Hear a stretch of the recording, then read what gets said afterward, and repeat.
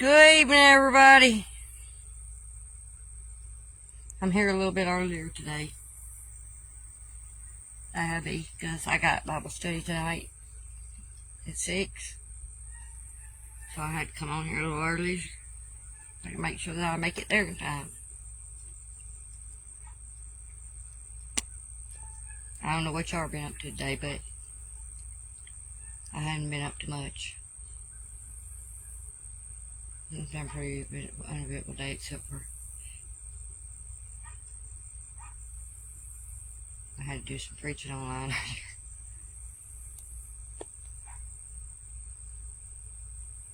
Counteracting some lies, devil tells folks. But anyway, look what time it is. You see it behind them trees. I heard the strangest bird over there a while ago. It was really, really crazy sounding. I never heard anything like that before. I don't know what kind it was. If I hear it again, I'll use my little bird ID and see if I can figure out what kind it is.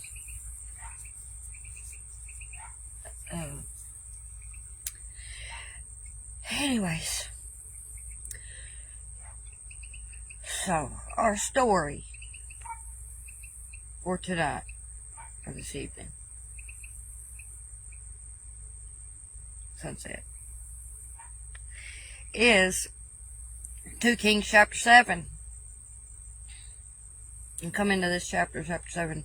Remember this morning we were talking about chapter 6 and they were talking about the famine. Well, chapter 7 takes up about the famine. But Prophet Elisha makes a prophecy that the famine's about to end.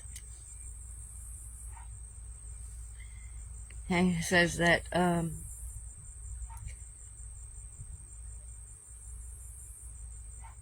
hear ye the word of the Lord. Thus said the Lord, tomorrow about this time shall a measure of fine flour be sold for a shekel, and 2 measures of barley for a shekel in the gate of Samaria. He was saying that there was going to be plenty.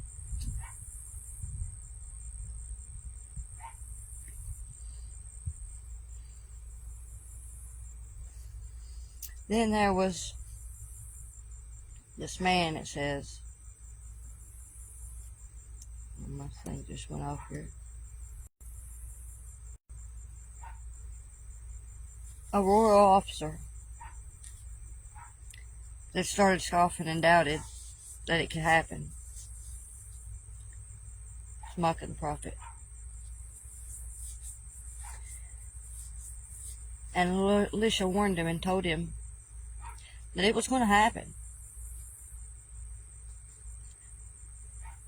But he wasn't going to reap the benefits of it. Because he was mocking the prophet. He pretty much says, you'll see it with your own eyes, but you won't eat of it.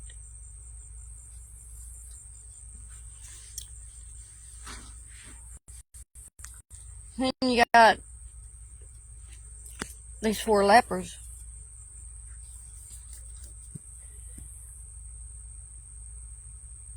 That are in this famine, and they decide that they're going to do this desperate thing because they either stay where they are and die, or they go and try to go into the Armenian camp. Remember, it was the Syrians. There was the ones that were partly responsible for all this that was going on. So these 4 lepers decided they're going to go into this camp because they ain't got nothing to lose. How many times I've talked about these stories where these people do things because they're desperate and they figure they ain't got nothing to lose. So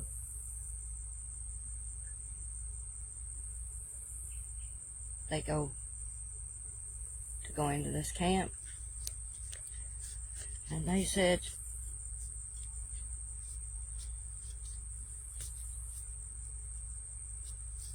if we say we will enter into the city, and the famine is in the city, and we shall die there.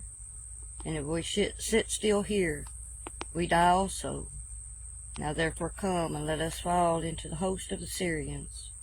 If they save us alive, we shall live, and if they kill us, we shall but die.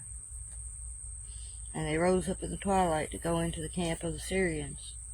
And then when they come into the uttermost part of the camp of Syria, behold, there was no man there. The reason there was no man there is because the Lord sent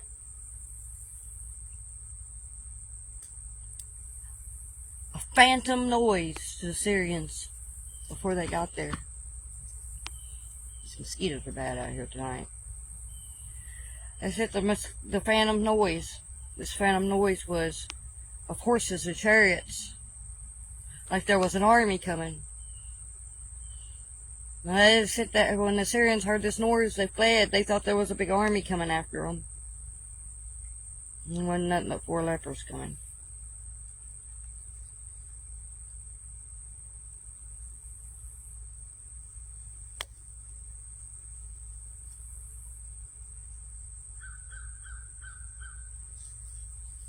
And they left everything behind. Their tents, and their horses, and everything, fleeing for their lives. They thought that the Hittites and the Egyptians were coming. They thought their king had hired them to come after them. Well, when these lepers came in there, they went in and had themselves a big old good old time.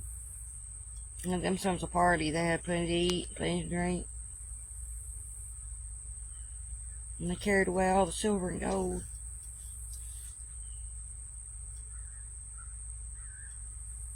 And everything else.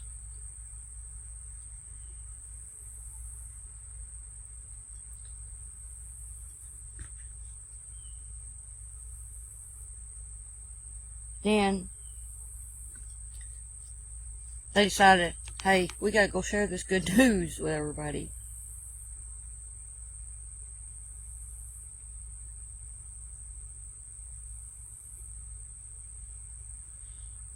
And they go and they tell the gatekeepers to tell the king, relay the message to the king of what's happened.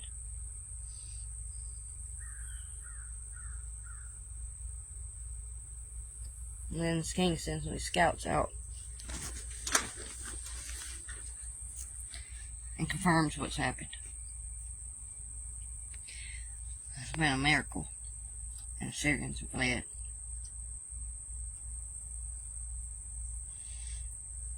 And people rush out, plunder the camp, and just like Elisha foretold, there's plenty of food for everybody.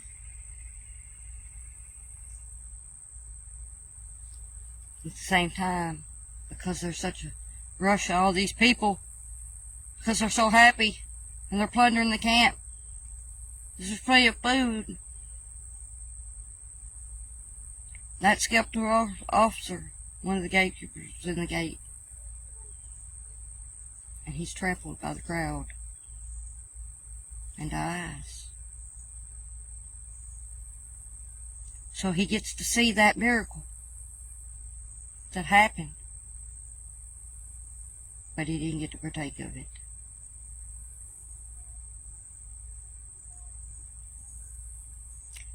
Part in the story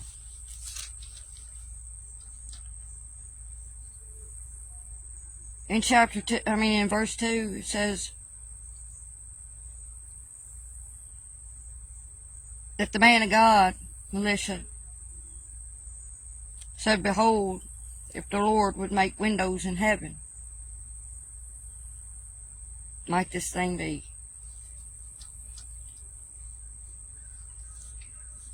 In Malachi, the prophet Malachi says, Malachi 3:10, I believe it is, talks about the storehouses. He talks about opening the windows of heavens and pour out a blessing, but you won't have room enough to receive it.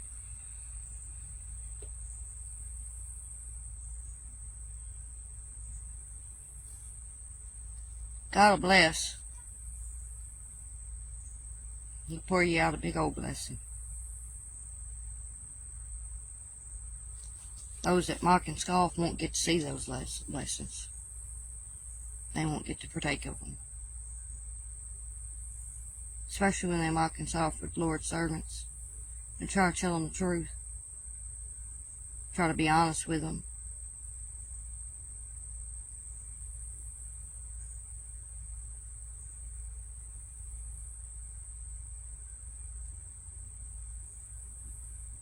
You want to be blessed, you gotta listen and wait.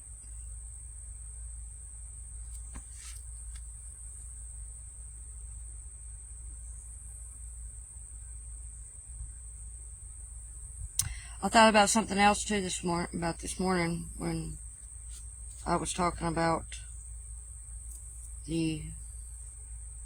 earlier today as I was thinking about it when I was this morning we were talking about the orphans and the widows.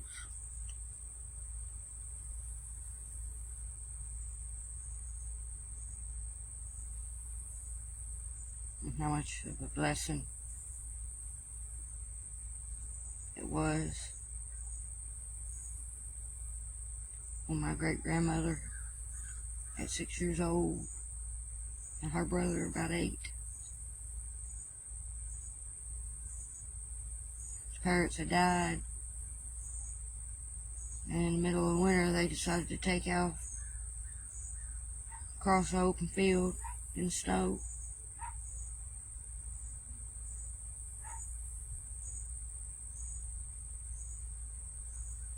And came to a creek, as she called it, a creek in her language. She came to that creek. She said, I didn't know how we was going to make it across. And that's ice and that snow. She said, but we walked a little ways and we found a log, or tree. She said it was a big tree that had fell across the creek. And it was covered with ice, but they was able to cross it.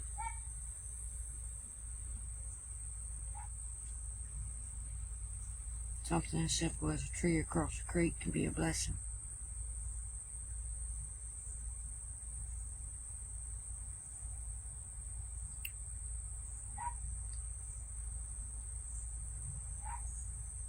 Those simple blessings add up.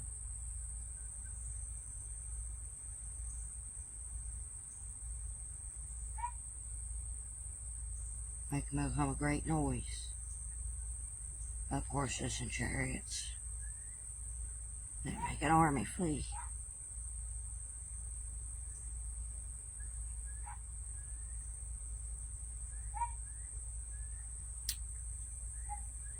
So, y'all keep up with them simple blessings. I've been encouraged to see them happening.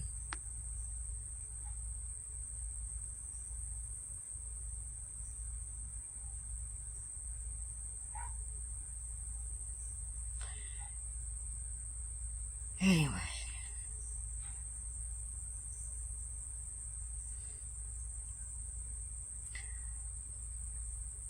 The mosquitoes are about to eat me alive. There must be a storm coming. Something.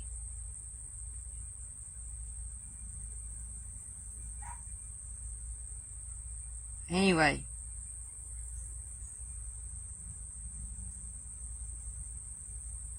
I guess that's it for tonight.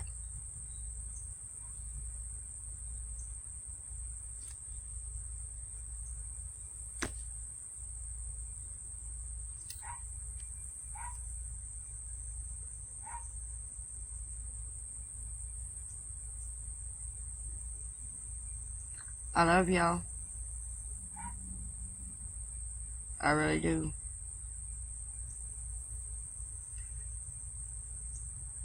And I will see y'all in the morning at sunrise.